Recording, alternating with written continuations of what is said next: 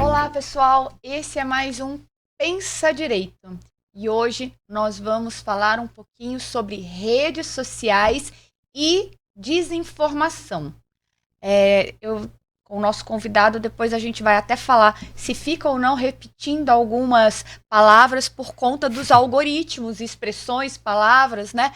Mas eu hoje preferi iniciar falando de desinformação ao invés de fake news. Não sei se isso tem algum efeito, né? E a gente vai descobrir um pouquinho também sobre isso. E a gente traz hoje para falar um pouquinho conosco sobre redes sociais e desinformação, Tiago Agostini, que tem se dedicado à pesquisa dessa temática, seja em relação à informação, desinformação e uso de tecnologias como, por exemplo, a inteligência artificial. Então, eu já quero começar agradecendo o Tiago. Tiago, esse é um espaço que para a gente é muito importante, porque a gente quer falar de questões afetas a direitos humanos, mas numa perspectiva do nosso contexto diário, daquilo que nos impacta nas vivências do nosso dia a dia.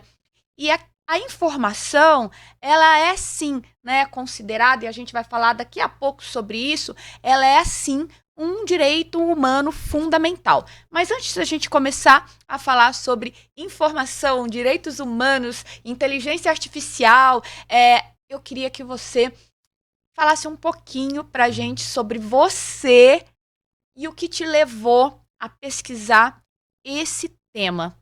E já deixando aqui o nosso agradecimento pela sua disposição de vir partilhar com a gente conhecimento. Olá pessoal, olá Pera, muito boa tarde. Muito obrigado por ter me convidado para estar aqui, conversar sobre isso. É um tema muito importante, né?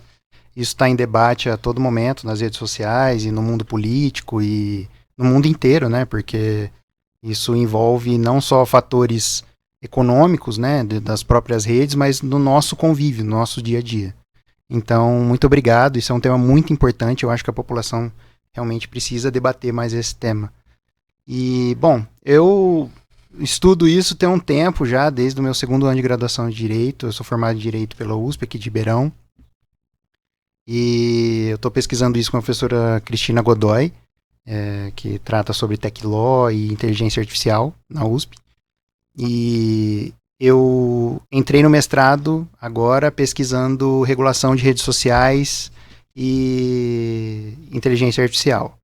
A minha pesquisa na graduação foi fake news, né? A gente colocou esse tema fake news, mas depois a gente vai conversar sobre essa nomenclatura. Se isso vale hoje, se isso realmente é o que interessa falar sobre fake news. Porque, e outros temas também, como todos os outros temas que estão muito vinculados, eles podem ser esvaziados, né? E aí não faz mais sentido a gente falar sobre eles, assim. Aqui, Thiago, a gente faz um bate-papo. Um bate-papo que é um bate-papo para quem quer conhecer um pouquinho mais sobre assuntos que, como eu disse, né, impactam o nosso dia a dia, mas de uma forma que essa pessoa possa levar o que ouve, o que aprende aqui para qualquer espaço da sua vida. Seja profissional, seja familiar, seja social, seja dentro do ambiente escolar, universitário, enfim. A nossa ideia aqui é justamente municiar quem nos assiste, quem nos ouve, de informação. Porque a gente acredita que, de fato, o direito à informação seja um direito humano e, para mim, dos mais essenciais. Porque o nosso estar no mundo depende da nossa capacidade de interpretar esse mundo. Uhum. E para que você possa, inclusive, fazer escolhas, né? Como você se comportar, como você se relacionar, como você pensar o seu presente, o seu futuro, revisitar o passado. Então, a informação ela tem essa capacidade, né, de propiciar à pessoa humana a compreensão do seu lugar e sua situação no mundo. Olha como isso é essencial para a gente, né? E nós precisamos cuidar de assegurar, né, a promoção e a efetivação desse direito. E quando a gente fala de fake news, de desinformação, na verdade a gente viola esse direito, que é um direito humano fundamental. E a partir daí, e é sobre isso que nós vamos conversar também um pouco, me parece, né, que a gente passa a violar outros direitos humanos fundamentais, né? Porque uma desinformação, ela tem impactos na vida, na saúde, na educação, na economia, seja na economia familiar, seja na economia de um país e nas próprias instituições que fundamentam uma sociedade, no nosso caso, por exemplo, a própria democracia. Então, olha como é importante a gente falar sobre informação, né? E eu vou começar pelo princípio, pelo início, né? Vamos. O que é a informação e o que é a desinformação e onde a gente coloca a fake news nesse contexto? Bom, eu vou te explicar da onde surgiu fake news, porque eu acho que isso define tudo depois. Fake news, a gente começou a falar sobre fake news por conta da pós-verdade. Foi em 2016. Esse termo foi cunhado no dicionário de Oxford, que normalmente eles falam qual que é a palavra do ano, né? Eles cunharam pós-verdade. Por que que isso tem a ver com fake news? Né? 2016, a gente tem que lembrar que o Donald Trump foi eleito, né? E o Donald Trump foi eleito num contexto de manipulação por meio de redes sociais. Todo mundo sabe do papel da Cambridge Analytica, Facebook, manipulação, aí tem um contexto, tem um conceito que é a mobilização de afetos, né? Que faz as pessoas votarem ou não em determinado candidato. E da onde então surge a fake news? Fake news surge por meio da pós-verdade, com o Donald Trump olhando para uma repórter, questionando ações do governo, e ele fala que ela era uma fake news. Ele fala, you are a fake news.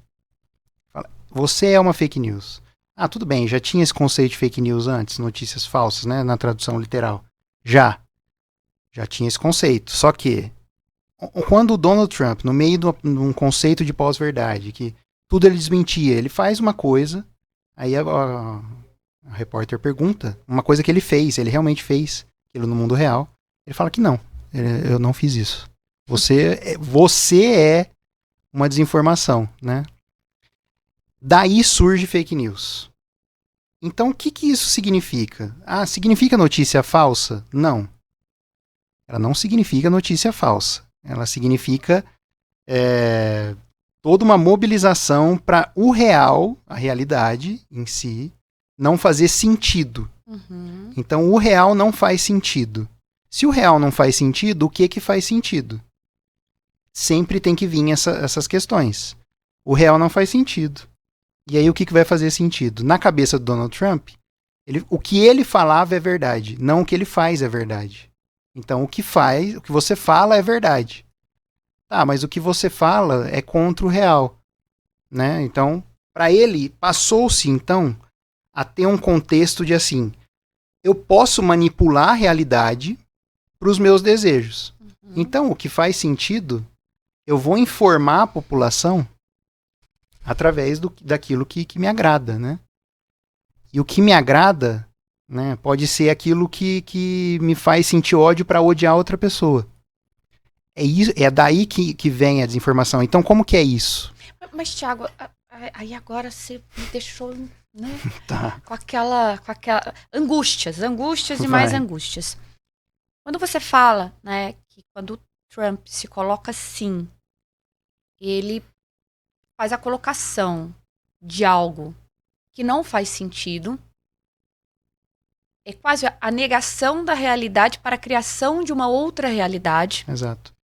Ele faz isso por cinismo ou ele faz isso por dissonância? Porque você fala da manipulação e mobilização de afetos, Isso. você fala de propagação daquilo que se quer, daquilo que se deseja, daquilo que você gostaria, né? Você substitui a realidade para a criação daquilo que você queria que fosse essa realidade. Só que isso parece que tem uma capacidade de criar realidades, né? Exato. E aí eu pergunto, é um cinismo interesseiro? A gente está falando da disputa de uma eleição, de uma potência, Exato. ou é simples, ou é de fato uma dissonância? Porque a gente tem os dois por aí. A gente tem pessoas cínicas, Sim. manipulando e mobilizando afetos, sentimentos, e nós temos pessoas que de fato acreditam naquilo que se propaga. Sim. O professor João César Rocha, né, de Filho, que ficou nas redes agora, falando sobre a teoria do domínio e tal, ele escreveu um livro, né, sobre que ele acredita que seja dissonância cognitiva, né. Isso faz parte, porque no livro ele ainda coloca que a gente não pode negar o papel cínico também, o cinismo nisso. Não se nega essas duas coisas, esses dois fatores. Porque não é só uma mobilização de afetos para contexto eleitoral. É para tudo na sua vida. O Donald Trump, e depois o Jair Bolsonaro também copiou esse sistema, parece que é uma campanha eleitoral eterna. Sim. Todo dia. Então, essa criação da realidade, que você bem disse, e realmente ela tem que ser diária. Não é só por conta da eleição, fator eleitoral. É lógico que o fator eleitoral importa. Mas não é só, entendeu? Ali é só o ponto de partida. Porque parece, a impressão que se dá é que isso é um instrumento, né, para a criação dessa realidade que se quer, mas você busca outros instrumentos também de apoio, né? E a tomada, por exemplo, de um governo se presta muito bem a isso. Exato, né? claro. Porque você ganha outros instrumentais, outras ferramentas para a criação dessa realidade. Claro. É bem isso. E a gente acha que não, esse debate é um debate de redes sociais, né? A gente não tem impactos na realidade de verdade. Só que o impacto, na realidade, ele não só se refere ao contexto político. As pessoas sofrem com medo de uma desinformação, fake news, surgida naquele momento. Ela está com medo, por exemplo. Eu tenho uma conhecida que ela foi internada com medo que quando o Lula assumisse, o Lula já tinha ganho a eleição, o Lula assumisse, ela ia ter que partilhar a casa dela com 6 cubanos. Ela sofreu, ela ficou internada. Ela não comia, de medo. Medo. Isso é real, né? É real, exatamente. O medo é real. Um adoecimento físico da pessoa, né? Exato, é real. Então, isso tem impactos. A gente debate isso, eu estou debatendo isso, a gente debate toda hora lá na faculdade. O impacto disso na realidade. Né? Tanto de inteligência artificial, né? O uso maléfico de inteligência artificial, de desinformação, todo esse impacto que é gerado na internet, a gente tem que parar, todo mundo tem que começar a prestar atenção que esse impacto, ele gera impacto na realidade, fora do mundo digital. Sobre impactos. Primeiro, que parece que, de fato, as redes sociais, elas potencializam a disseminação de desinformação. Exato. E reforça algumas desigualdades e algumas estruturas sociais. Recentemente, eu estava revisitando algumas notícias, né?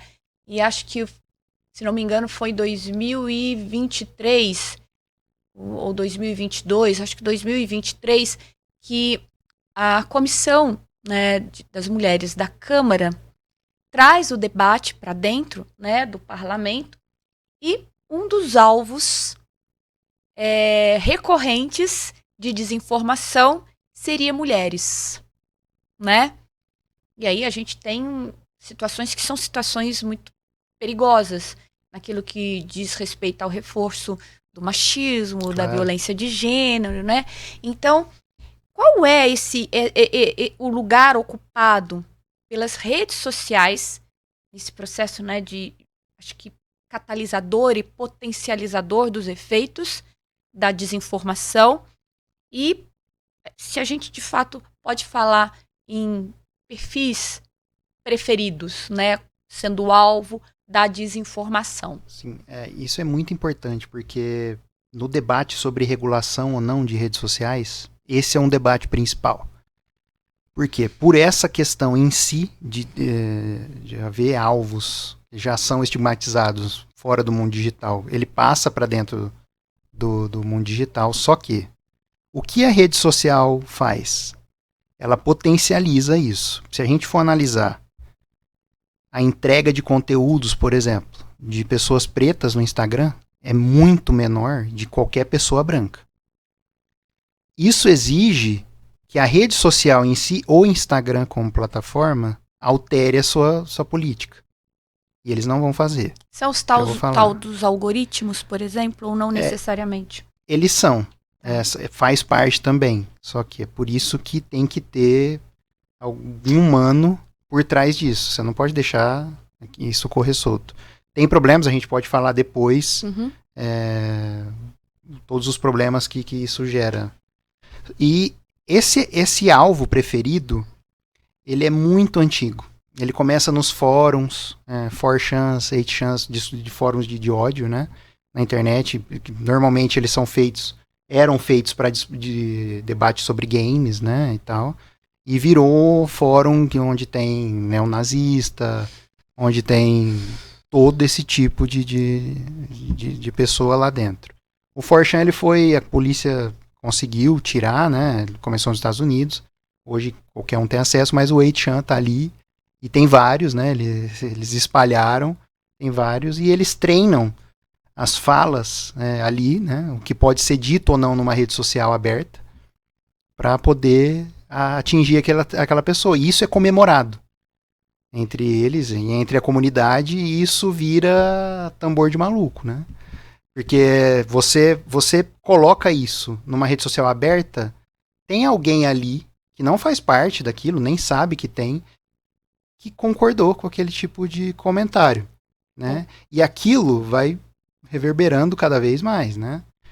E isso é um problema, porque a rede social normalmente ela não tira isso, porque eles estão treinando antes.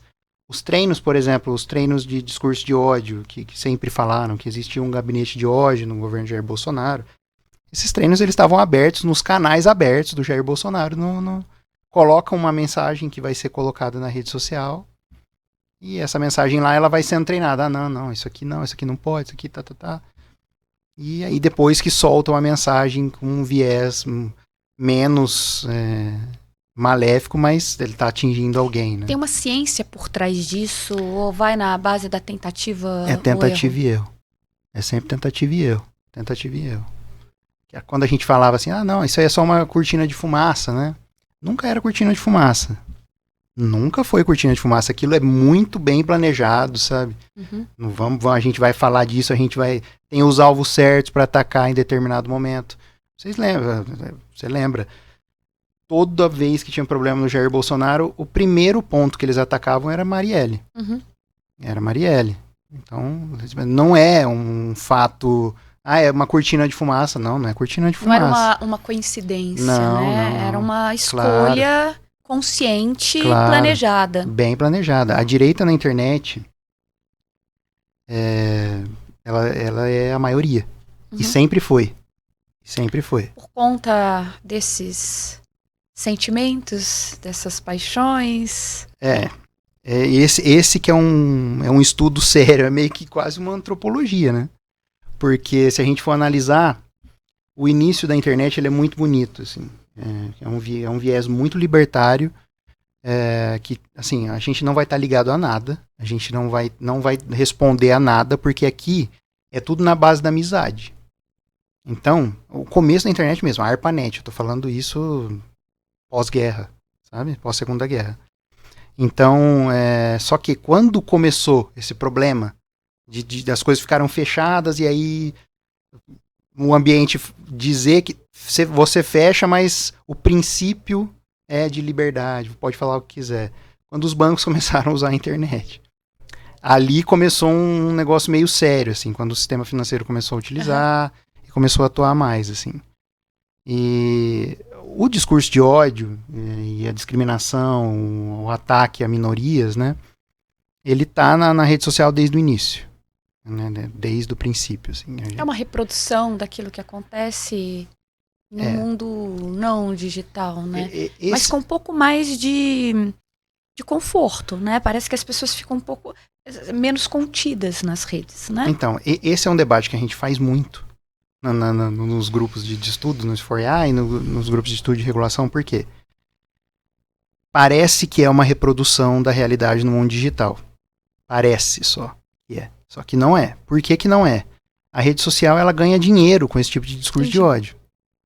Com esse tipo de ataque. É um negócio. Exato, é um negócio. Então, assim, não é uma reprodução em si correta, né? O ataque, sim, é, lógico, né? A minoria sempre ela é a minoria. A gente chama eles de desafortunados num sentido... Nossa, Thiago, você me criou agora uma imagem, sabe, né? Parece que eles olham para o mundo, né, não digital, como uma prateleira e vê ali qual faceta qual dimensão da sociedade vai ser mais rentável, né? Vai ter um comércio maior dentro desse mundo, né, digital. Exato. Tem um livro que chama Algoritmos da Destruição, é uma autora americana, ela é professora, né, da universidade, é uma mulher negra, e ela resolveu escrever esse livro, é Nobilo o nome dela, e ela resolveu escrever esse livro porque ela foi pesquisar para mostrar para sobrinhas dela meninas negras, né, como era um cabelo de meninas negras no Google. Então, na hora que ela pesquisou meninas negras, só apareceu pornografia. E ela não tava com aquilo na cabeça. Entendeu? Ela queria mostrar cabelos e estilos das meninas negras e tal. E só apareceu pornografia. O Google, com AdWords, com patrocinado, ele tá patrocinando isso. Então tem um viés na busca. Né? Tem um viés. Ele tá ganhando dinheiro com isso, entendeu? Com esse tipo de busca. O Google foi processado posteriormente, né? Porque o algoritmo ele só entregava. Você colocava mulheres negras, ele colocava isso, a pornografia, toda hora pornografia, e pornografia infantil também. E ele foi processado e eles falaram, não, tem um problema no algoritmo, né? O algoritmo não foi bem treinado. Ah, tudo bem, o algoritmo não foi, vocês vão ter que melhorar o algoritmo. Aí melhoraram o algoritmo, aí você colocava, não aparecia mais. Só que aí, passado uns anos, ele foi treinado, ele vai sendo treinado e voltou a aparecer. Ela faz essa pesquisa de novo. Meninas negras, aparece de novo pornografia infantil de meninas negras. Né? Então, tipo assim, é uma reprodução as minorias são atacadas nas redes sociais com grande fervor e um aumento, como você bem disse. É uma ampliação do ódio. Só que a rede social está ganhando dinheiro com esse tipo de ódio, né? Então não é uma reprodução em si. Que coisa, né? A gente transforma, inclusive, essa... Parece um processo... de autoeliminação, né? De autodestruição, né? Porque alguns na sociedade lucrando com a disseminação do ódio que destrói, né, as pessoas. É uma barbárie, né? E eu fico pensando como a gente convence as pessoas, independente do posicionamento ideológico ocupado, porque que não se trata de direita, de esquerda, de centro. Sim, aqui se trata da sobrevivência da própria humanidade, né?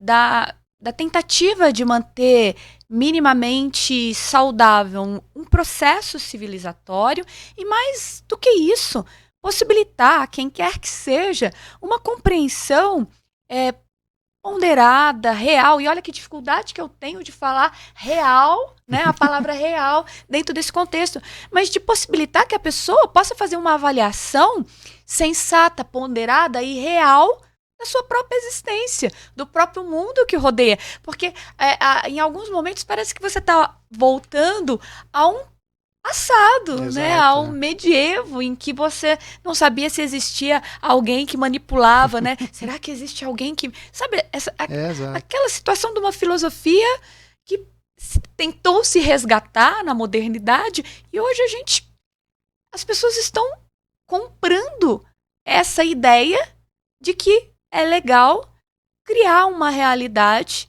absolutamente diversa do real. Exato.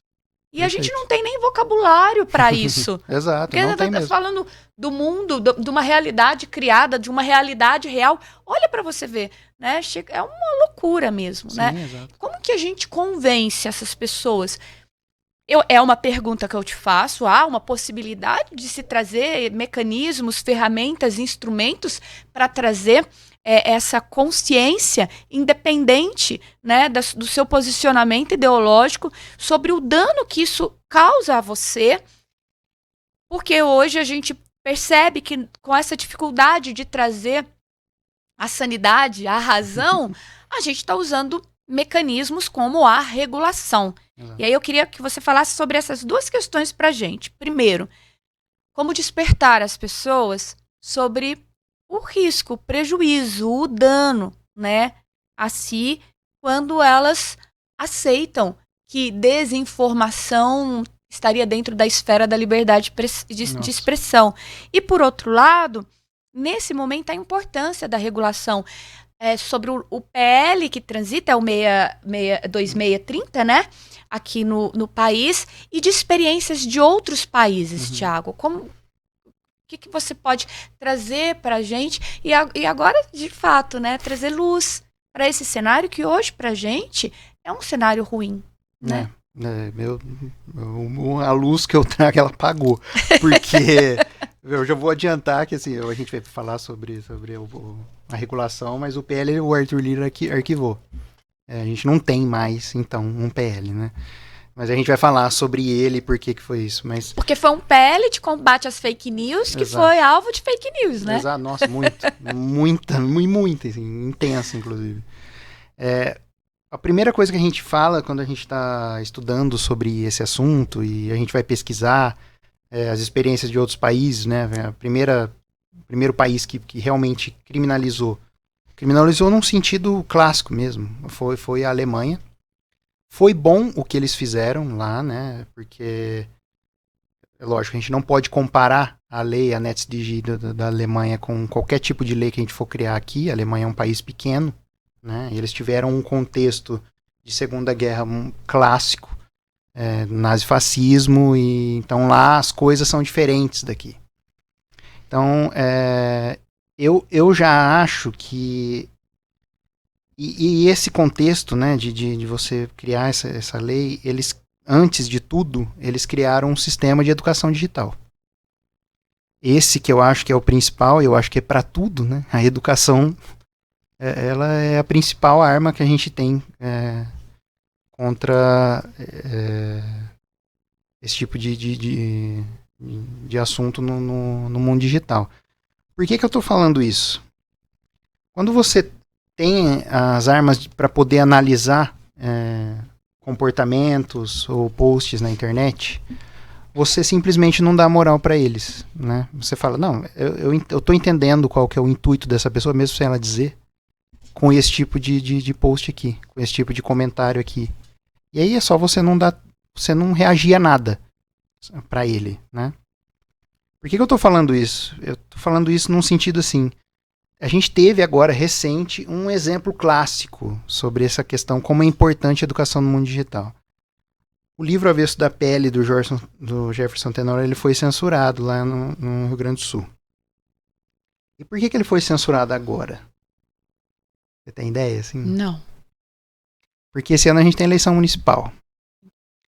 E livro, aí você tem que parar para pensar, livro, educação, saúde, essas são pautas da esquerda. Não deveria, né? Porque é interessante isso.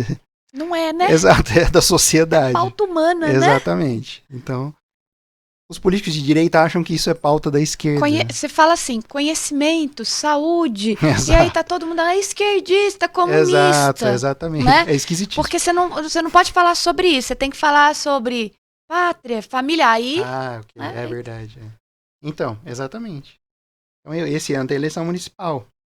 Ela não precisa de engajamento agora, né? Ela precisa só que o conteúdo dela chegue para mais gente no momento certo. Você engajando agora, seja lá criticando o post dela, ela vai ter o alcance, porque ela não quer engajamento, ela quer alcance. Ela vai ter o alcance na hora dela fazer o impulsionamento dela, porque a rede social vai entender que ela tem momentos de engajamento muito alto. Então ela vai entregar na hora que ela patrocinar o post dela, o Instagram vai entender. Nossa, ela tem um engajamento forte, né? E a rede social ela não está importando se é aquele engajamento que ela fez, que tipo que é. Se é por ódio, se é legal ou não. Quando você olha, aí você olha isso, eu olho aquilo e eu pego e falo assim, nossa, é clássico isso aqui. E aí vem o Ronaldo Caiado lá em Goiás e faz a mesma coisa, né? E aí vem agora, recentemente, uma prefeita em Santa Catarina, ela joga os livros no lixo. Parece ela jogando no lixo. É a mesma coisa. É o mesmo tipo de comportamento. Alguém já acendeu alguma fogueira por aí? Exato, exatamente. Estão pulando. Meu pai. Estão se vestindo de branco com um capuz, né? Então, é exatamente isso. Quando a gente olha, a gente tem educação digital. A gente vai olhar para isso e vai falar assim, ó, tudo bem. Eu vou olhar para aquilo e eu vou conversar com as pessoas que estão ao meu redor e falar assim, ó, ela tá fazendo isso, não é para ter engajamento. A gente sempre fala assim, você tá dando engajamento para ela. Pô, não é. Você tá dando alcance, é pior que o engajamento. O alcance é pior, porque o alcance ele demora para passar. Esse que é o ponto. Entendeu? Qual a diferença do alcance e do engajamento? O engajamento funciona assim. Aquele tipo de debate que você está fazendo ali na hora que acontece aquele post, ele vai perdurar por mais tempo. Isso é um engajamento. Só que, quando você engaja uma conta, seja ela qual for, a rede social entende que qualquer tipo de post que você for fazer é relevante. E aí ele vai entregar para mais pessoas do que ele entregaria quando você não tinha aquele tipo de engajamento. Ou seja, não precisa ter uma interação naquele post, porque ele está entendendo que você tem engajamento por conta de um anterior. Exato, perfeito. E você tem ciclos disso, né? Ciclos de engajamento. Ela vai, essa prefeita, ela vai fazer alguma coisa. De novo. Isso é clássico. E isso, muita gente faz isso muito bem. O Jair Bolsonaro, em 2016, a partir de 2016, principalmente, 2016 com o Donald Trump, ele aprendeu muito bem a usar as redes sociais. A gente não pode falar que ele não sabe usar as redes sociais. Perguntar o que é Golden Shower lá. Eu tô falando disso agora, em 2024. Você entende? O quanto que isso impacta? Quais são as redes mais apropriadas para a disseminação da desinformação? Bom, tem algumas que são mais eficazes? A gente tem que olhar para o número de usuários. O WhatsApp no Brasil o Brasil ainda é o segundo. É o segundo maior do mundo. Sim, é o segundo maior. A rede social é serviço de mensageria, o nome correto. A gente fala rede social, né? Não chama rede social, na verdade. Mas é serviço de mensageria. É o segundo maior do mundo. O primeiro é a Índia, né? Que também tem um governo estilo Jair Bolsonaro, misturado com Donald Trump, com Modi. Ele usa as mesmas técnicas e ele vai ser reeleito esse ano. Tem eleição na Índia. É geral, né?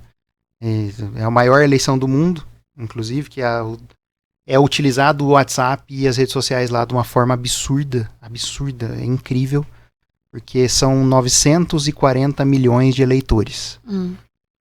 Então é incrível. E a gente tem que olhar para o número de usuários, então, quando a gente vai falar sobre isso. O Instagram nosso, a gente tem quase 190 milhões de usuários no Brasil. O Facebook ainda é a rede social com o maior número de usuários no Brasil. A gente tem quase Facebook? 200 milhões de usuários. O Twitter tem 22, a gente tem 22 milhões de usuários. TikTok. Então, o TikTok, ele tinha, até o ano passado, 10 milhões de usuários. Né? Só que o TikTok, ele segue uma lógica diferente das outras. Né? O algoritmo do TikTok é um absurdo, é o melhor algoritmo que tem para você criar bolhas. Né? É o melhor algoritmo que tem para criar bolha. É o algoritmo do TikTok. Ele foi muito bem treinado. É um absurdo o algoritmo do TikTok. Isso muito é um perigo. Bom. É um perigo para a política, né? Em termos políticos. Eu vou te dar um exemplo de como o alcance e engajamento ele tem impacto, tirando a política, fora do mundo político. Tem um influenciador financeiro no YouTube muito famoso, ele atua no Twitter, em todas as redes. Ele casou recentemente com uma mulher que fala que era nutricionista. Eu não vou falar o nome dele porque eu já fui atacado por ele no Twitter. Eita. A gente já teve um probleminha. Eu tive que desinstalar o Twitter uma época, enfim. Porque assim, ele tem muitos seguidores, e os seguidores vieram me atacar. E o discurso de ódio eu senti na pele. Né? Então eu tive que tirar um pouquinho. Então, o que ele faz? Né? Qual que é a lógica dele? Ele vende cursos, né? De educação financeira. E como que ele atua, como que ele entrega, como que ele vende tanto? O que ele faz? Ele tem um canal no YouTube onde ele tem vídeos diários, ele sabe usar muito bem as redes sociais. Ele é um mestre nisso, esse cara. Ele é muito bom usando redes sociais. Bom para ele, né? Eu falo até em sentido financeiro. O que ele faz quando ele está prestes a lançar um curso? Ou seja, ele é muito ruim. Ele é muito ruim, né? Eu não vou falar isso, porque eu já tive os meus probleminhas. Mas, o que ele faz? Ele lança um vídeo, como ele faz vídeo de educação financeira, faz um vídeo absurdo sobre como você conseguiria viver, por exemplo, com R$2.000 reais em São Paulo. Partindo do zero. Você vai alugar uma casa, você vai trabalhar, você vai comprar comida com R$2.000 reais e ainda sobra dinheiro para você investir. Para você ter o seu 1 milhão em um ano. Um ano. Um ano. Com 2.000. Com 2.000. E ele ensina isso nesse vídeo. É um vídeo, normal, ele não está cobrando nada, é público. Esse vídeo é um absurdo, certo? A gente sabe que isso não tá na realidade. O que acontece? Todo mundo começa a entrar nas caixas de comentários lá do vídeo, comentar que aquilo é um absurdo. É um absurdo, é um absurdo. E aí os amigos dos caras que gostam dele vão comentar embaixo que não. Que aquilo não é um absurdo, que aquilo não é um absurdo. E o YouTube vai entregar o vídeo dele pra muita gente. As pessoas vão dar like, as pessoas vão dar dislike, as pessoas vão compartilhar o vídeo dele no WhatsApp, falando em grupos de WhatsApp que, olha, isso aqui é um absurdo. Isso aqui não existe e tal. E as pessoas dentro do WhatsApp vão abrir o YouTube e vão assistir o vídeo. Nossa, isso aqui é um absurdo. E manda pra mais gente. Tudo bem. Um mês depois ele lança o curso dele. O alcance dele é um absurdo. Gente, o alcance que ele tem por meio de um engajamento, de um vídeo ridículo, para um curso sério, ele não vai precisar de uma empresa de marketing para vender o curso dele. O YouTube vai entregar. A rede social, onde você postou o vídeo criticando o vídeo, vai entregar para ele. Ele impulsiona a venda do curso. Sem impulsionamento. Ele não precisa pagar impulsionamento. Ele não precisa pagar. Ele fez antes, né? Antes. Então essa é a lógica. O alcance é muito mais importante. Uhum. O mundo político viu isso. Porque isso era feito com negócios. Com negócios, né? Os políticos viram isso com Donald Trump. É assim que faz, né? Quem fez isso foi a Cambridge Analytica. Até porque nós assistimos a entrada de grandes empresários, de grandes negociadores na política. Exatamente. Né? Exatamente. E aí você não precisa de ficar bancando marketing. Você não precisa ficar bancando essas coisas, né? A gente para pra pensar. Fazer propaganda, você sabe, fazer propaganda política é caro. É muito caro. E é difícil, né? É difícil você entregar as coisas, é difícil você fazer a propaganda política. Sim. Eu trabalhei uma época com direito eleitoral, né? E eu sei o tanto que é difícil você fazer uma propaganda política. Até os limites legais que você tem para fazer. Afinal de contas, você não pode transformar, mercantilizar. Exato, isso é algo muito sério, né? Exato. A participar, o exercício da cidadania, porque isso faz parte, né? Você postular, se colocar para o exercício de uma função pública, né? É também um direito e uma garantia constitucional. É muito sério isso, né? Exato, exatamente. Há uma banalização, né? Com o uso dessas ferramentas. Banaliza-se tudo, né? Tudo, absolutamente tudo. E é sempre, quando a gente fala isso, a gente aí que volta, né? Mas onde está a desinformação nisso, então? Né? Onde que está? Porque a gente está falando aqui de política, né? A gente está falando de rede social, de engajamento, alcance. E a desinformação, cadê? Onde é que entra nisso? A desinformação está assim. A gente entra num sentido que qualquer tipo de político, por exemplo, eu vou dar um exemplo clássico. O Nicolas Ferreira. O Nicolas Ferreira tem o maior perfil político hoje nas redes sociais. Se o Nicolas postar qualquer coisa, seja ela verdade ou não, ele vai ter um alcance imenso. Que nenhum outro político vai ter. Ele passou o Jair Bolsonaro faz muito tempo, o Nicolas. Muito tempo que ele passou. Isso é assustador. É assustador. Então, o Nicolas hoje, ele é o presidente da Comissão de Educação da Câmara. Se a gente for para pensar, é um absurdo. Mas assim, ele pode postar o que ele quiser lá. E seja isso verdade ou não. Isso encoraja, né, as pessoas. É por isso que entra a desinformação. Porque encoraja as pessoas. É aí que entra. Eu posso postar, né? Eu sou grande aqui. Por quê? Eles vão me derrubar? Né? O Twitter vai me derrubar? O Twitter não vai derrubar o Nicolas. E você cria também seguidores que são seguidores extremistas, né? Se alguém for bater... O João César de Castro Filho, ele fala que não são seguidores, é uma seita. Exato. Ele Extremistas. Exato, ele chama de né? seita. Então você tem proteção virtual, né? Que empresa, né, de mídia vai querer derrubar aquela pessoa, e real. Real também. O Nicolas não perde mais eleição. Ele não perde mais eleição. Ele não precisa mais de nenhum tipo de fazer nenhum tipo de propaganda. Eu analisei muito bem essa questão da propaganda política dos membros do MBL, que eles fazem isso também, né? Uhum. Então eles entram nas universidades para provocar os estudantes, universidade pública principalmente, né? Para falar que a universidade pública é lugar de maconheiro.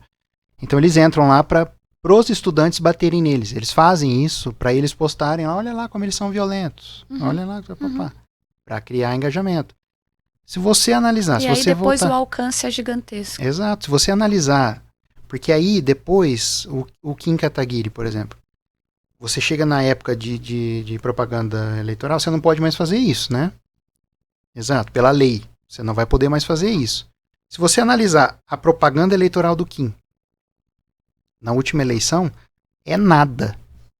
Ele não precisa fazer a propaganda eleitoral. Ele já fez. Ele já fez antes. Ele já né? fez. Porque aí engajou lá, e aí entra aquela questão do engajamento e alcance.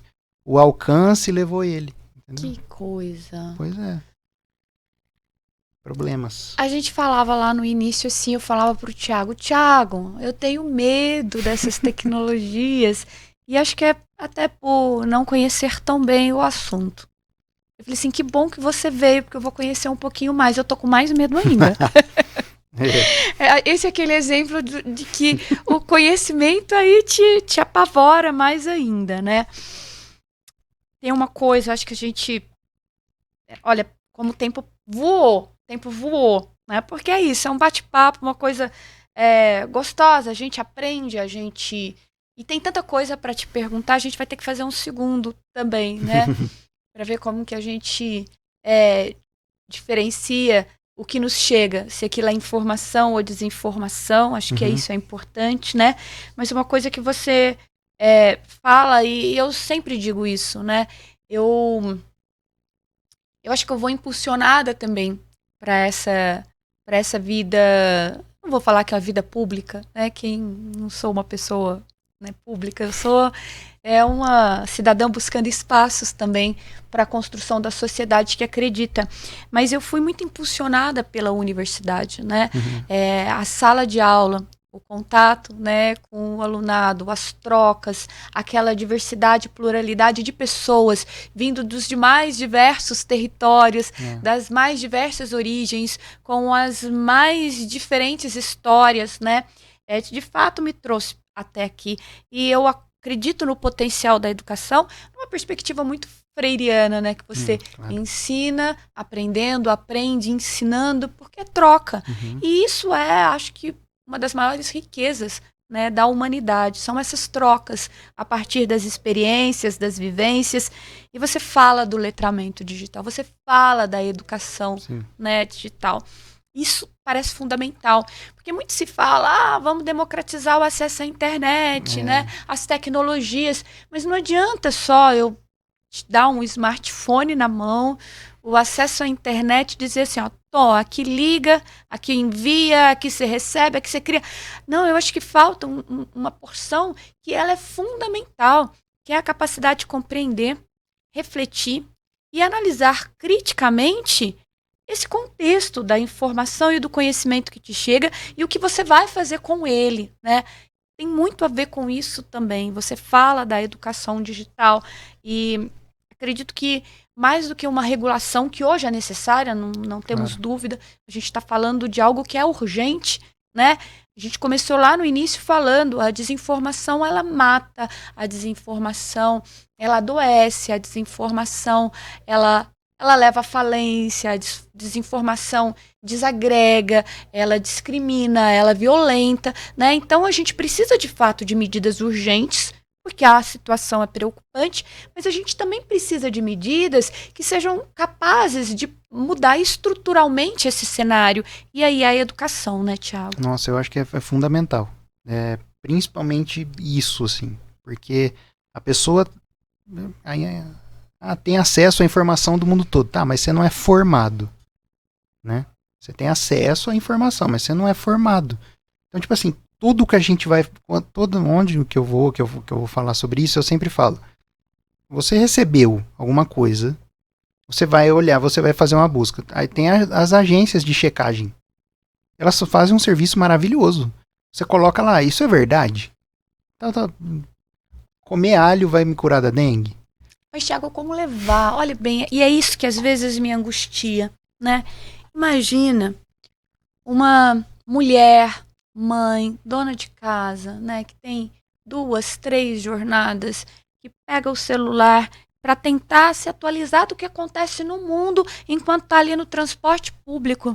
Aí ela abre uma notícia e fala assim, não, peraí que eu não vou ver o que mais que tem, porque primeiro eu preciso checar para ver se isso é verdadeiro ou não. Olha, é um peso tão grande também, né? Pacotes de dados que eu nem preciso falar, que às vezes não aguenta muito tempo pesquisa, mas você percebe como... E aí as desigualdades só se aprofundam, porque você checar a informação se torna também um artigo de luxo. Exato. Né, que não é acessível às massas. Né? Não é mesmo. É verdade isso? É verdade. A gente... o acesso à internet, quando a gente fala hoje o acesso à internet, não é mais o acesso a você usar a internet, né? É você entender a internet. E a gente hoje, por exemplo, a gente não tem nenhum plano sobre isso, né? Não tem. Não é... Quando começaram os debates, o novo ensino médio, a gente estava torcendo muito que isso fosse incluído lá, mas não foi, né? E isso é necessário, né? É necessário porque agora, por exemplo, foi lançada uma pesquisa em Londres que mostrou que a geração Z, os meninos, principalmente as meninas não, e as meninas cresceram, eles tendem a ser mais conservadores, né? Isso tem um problema em ser mais conservadores, porque a geração Z é a que mais usa internet. Se a geração Z é a que mais usa internet, o conservadorismo que eles estão vendo na internet não é o conservadorismo clássico, né? E aí você me alerta para um outro fato. Meninos mais conservadores e os espaços de tomada de decisão são ocupados por homens, ou seja, por esses meninos conservadores futuros, né, ocupantes de espaços de tomada de decisão. Porque eu não chamaria eles de conservadores, esse que é o ponto, né?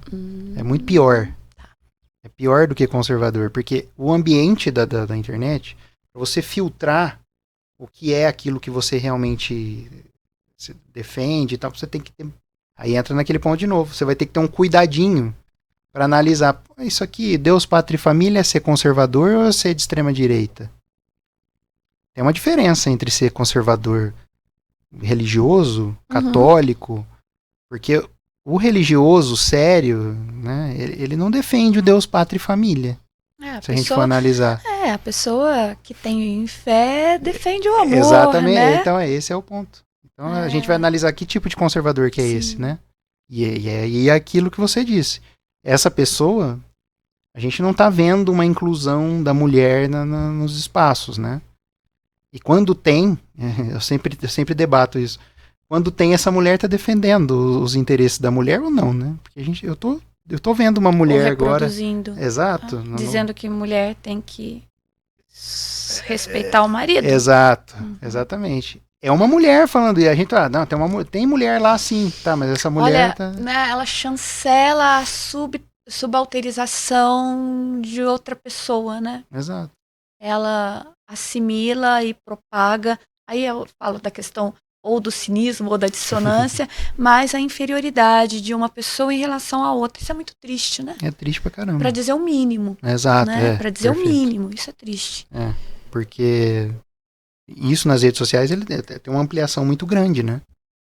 Você para pensar uma mulher, uma aposentada que recebe isso e ela viveu só isso da vida dela, cuidando da casa dela, ela vai falar, essa mulher tá certa, né? Não tá não. E ela tá... E volto no direito de compreender o seu lugar e o mundo em que se vive, né? Uma mulher, ela pode ter a vida inteira, né, dentro de um relacionamento abusivo, ter sido vítima de toda sorte de violência. O que eu acho que chega a ser perverso é tirar, tolhê-la de saber que aquilo estava errado. Exato. Isso é o mínimo. Ainda que ela continue naquele relacionamento, ou que já não tenha... ela já não veja mais perspectiva de mudar, mas ao menos esse direito ela tem, de saber, olha, a culpa não era sua, né? Não é isso que se espera das relações interpessoais. Ele estava errado, você, de fato, vivia numa relação abusiva, tóxica, você era vítima.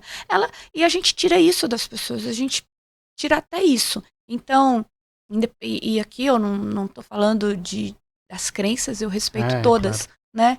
Eu respeito todas. Mas a gente não pode tirar das pessoas essa capacidade de, por elas próprias, fazerem uma avaliação, né? E acredito que religiões que realmente cuide e goste de pessoas vai ajudar as pessoas a compreender isso, né? A gente tem que viver em relações de solidariedade, de amorosidade, de respeito. Qualquer outra coisa que se distancie, isso me desculpe, né? Pois é. Me desculpe, né? E aí a gente entra no ponto, né? Hoje, se você escrever isso que você escreveu hoje na internet, você vai ser atacada. Sim. Você vai ser atacada. Vão falar que sequer depila as axilas. Pois é. E aí entra a objetificação absurda. Exatamente. E não é isso que se trata. A gente, exato. A gente tenta, né, mostrar nesse percurso de defesa e promoção de direitos humanos, que não é coisa da esquerda, né? São direitos, né? São condições que precisam ser dadas a qualquer pessoa, né? Sempre pautado pelo respeito e pela promoção da vida do outro também, né? Da vida digna, também não é de qualquer vida, né? Mas as pessoas têm dificuldade de assimilar esse dever e compromisso que uma pessoa tem em relação a outra, que é do cuidado, do zelo, né? Do apreço. Acho que a gente tem perdido muita coisa, né? Sim. E acho que a desinformação, ela tem aprofundado esse cenário de tensionamento, né? De ódio de um contra o outro. Ela ajuda as pessoas a outra prateleirinha, né? Que Exato. te apresenta para escolher quem é o seu inimigo. Né? E aí, todo mundo parecido com aquele... É seu inimigo. É inimigo, né? Te traz algum risco.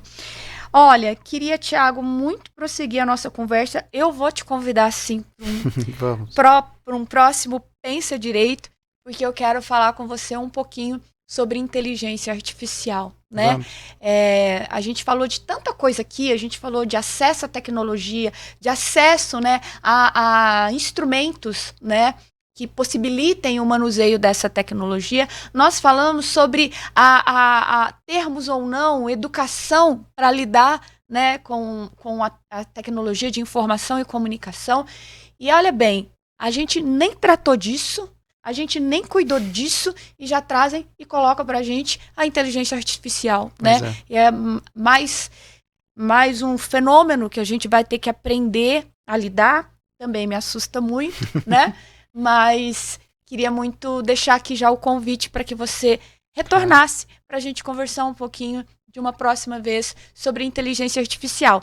Eu já vou te provocando para você preparar a vinda, né? Para além daquilo que ela pode trazer de bom e de ruim, não esquece de trazer para a gente um pouquinho do que a inteligência artificial pode representar nessa competitividade hoje louca por um lugar no mercado de trabalho, né? Isso também assusta todo mundo, né?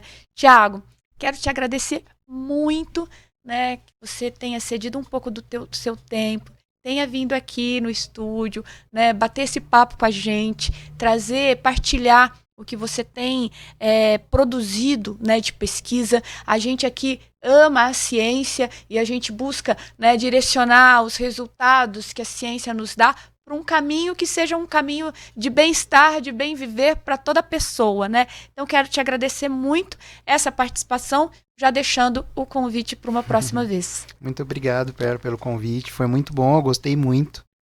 E eu aceito, claro, né? Vim e eu espero que a gente possa debater isso mais na sociedade, né? Porque é um assunto que está em voga, não porque está em voga que a gente precisa debater, mas que afeta toda a nossa vida, né? Então, muito obrigado. Eu vou ficando por aqui. Thiago, que não me escute, mas eu vou pedir para que vocês sigam nosso canal no YouTube, ative o sininho, né? Para quando tiver episódios novos do Pensa Direito, você vai lá, acesse, assista, ouça e principalmente, aí sim eu vou pedir para você compartilhar, porque aqui a gente está trazendo informação, conhecimento, para que a gente possa construir de fato uma sociedade que seja uma sociedade justa, te permitindo pensar a sua situação na sociedade e a própria sociedade que a gente vive. Um beijo e até o próximo episódio.